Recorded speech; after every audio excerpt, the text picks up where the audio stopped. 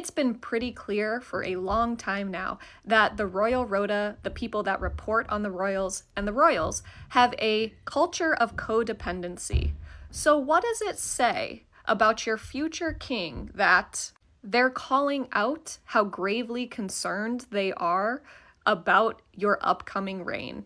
And that there are growing concerns about Prince William's immaturity and toxicity, and that your own father, the king, believes that your actions now need interventions because you are not prepared for the job that is coming for you. And even Prince William's aides are frustrated and were frustrated for a pretty embarrassing reason. That reason being that Prince William and Kate are lazy and don't do enough work. Wait, stop scrolling, because what you're about to hear, they don't want this conversation happening. For years, the narrative has been controlled, polished, protected. But now, that wall is cracking, and people are starting to ask a question that used to be completely off limits. Is Prince William actually ready to lead? Or are we watching a future crisis unfold in real time? Because behind the headlines, behind the royal smiles, there's growing unease, growing doubt. And voices, like No King's Katie, are now saying out loud what many have been thinking quietly. Something isn't adding up. Meanwhile, the one person they tried to silence, discredit, and push out of the picture, Prince Harry. And here's where it gets uncomfortable. Because the more people compare the two, the harder it becomes to ignore the question. Did they back the wrong brother? Yeah, I said it. And today, we're breaking it all down. No filters, no palace spin. Just the truth people are finally waking up to. Let's be real. For years, the monarchy has relied on one thing above all else: continuity, stability, certainty. From Queen Elizabeth II to now King Charles III, the system survives because people believe the next in line is ready. But now, that confidence is starting to crack. Online discussions, TikToks, commentary channels, they're all circling the same concern. William feels distant, controlled, reserved, to the point of being unreadable, and in today's world, that's a problem. Because modern leadership isn't just about duty anymore. It's about connection, presence, authenticity, and people are starting to ask, where is that in William? Now, here's where it gets uncomfortable. Because this doesn't just land on William. It circles back to his father, King Charles. Did Charles prepare him enough? Or did he raise an heir built for the old world in a completely new era? Think about it.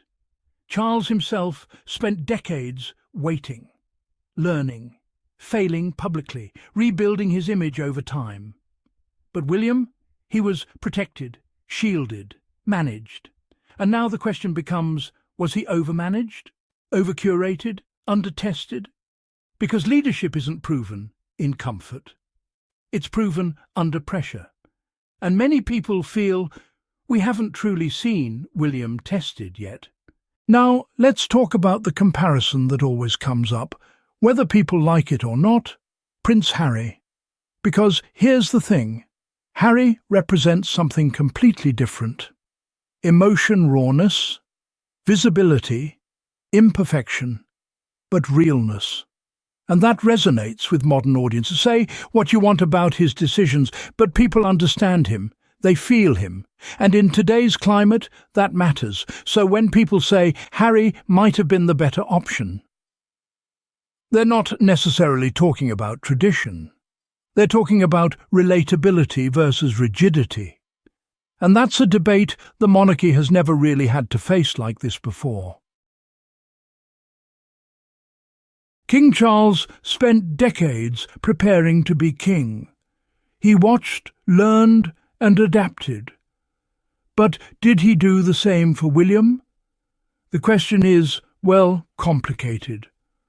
On paper, William has had every advantage: elite education, royal duties, and public attention since birth. Yet some royal watchers say Charles focused more on his own legacy. William was often shielded from the harshest realities. His mistakes were quietly managed. His image was carefully protected. This may have kept him safe, but did it make him strong? There is a difference, you know, between being prepared and being transformed by challenge.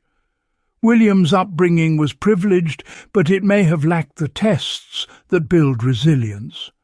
While Charles learned from setbacks and criticism, William was rarely allowed to fail. Now, as the future king, William faces a world that demands more than tradition. The question is whether his father's protection has left him ready or left him vulnerable. Now, here's the word that keeps popping up: devastating. Not because William will fail outright, but because he might struggle to inspire. And in a time where public trust is fragile, institutions are being questioned, younger generations are disengaged, a monarch who cannot connect is a monarch who risks becoming irrelevant. That's the real fear, not scandal, not drama, but disconnection. And if that happens, the monarchy doesn't collapse overnight. It fades, quietly, gradually, until one day people stop caring. The British monarchy is more than a symbol. It inspires millions, especially in uncertain times. Queen Elizabeth's speeches showed how monarchs can lift spirits. Now Prince William faces this challenge. If he can inspire, he could secure the crown's future. If not, doubt will grow. Scandal usually dominates royal headlines, but today the threat is quieter and more dangerous: disconnection. There is no great controversy or betrayal, just a slow fading of interest and trust. This is how institutions die, not with a bang, but a whisper. People do not expect perfection. They want to feel seen and heard. When a leader feels distant or out of touch, the bond is broken. The risk for Prince William is not a single moment of failure, but a long, gentle slide into irrelevance. This slow crisis is harder to see and harder to fix. It is about feelings as much as facts. The monarchy could remain, but with less meaning. The crown might survive, but as an empty symbol. This is the real danger for the future. Without connection, the monarchy's role in British life could disappear almost unnoticed. In past centuries, monarchs ruled by birthright and tradition. Their distance from ordinary life was seen as a strength. Today, this has changed. Modern leaders are expected to be visible, relatable, and open to change. Social media, instant news, and global movements have shifted expectations. People want to see vulnerability and growth in their leaders. They want to feel a personal connection, not just observe a distant figure.